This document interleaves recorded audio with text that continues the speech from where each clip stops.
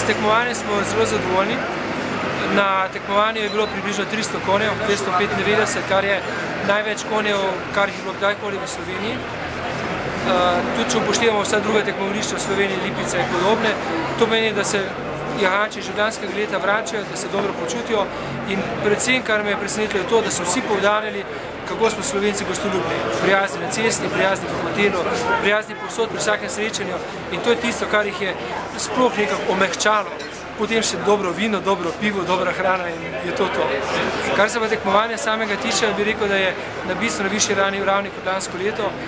Tudi pravila so se zelo zaostrila za CSI 2 zvezdice, kjer Mednarodna konjiška zveza predpisuje težavnostno stopnjo in udeležba tekmovalcev letos je bila bistveno boljša kot lansko leto, gremo v svetovni vrh in mislim, da je bilo nekaj 5-6 jahačev, ki so svetovni špici ta trenutek pri nas.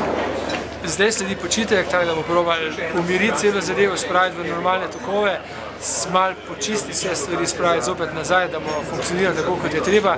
Potem pa pripravljamo za drugo leto julija, poleti na odprtem, upamo, da bo lepo vreme, še podoben en turnir in pa seveda čez eno leto v istem času zopet pri nas.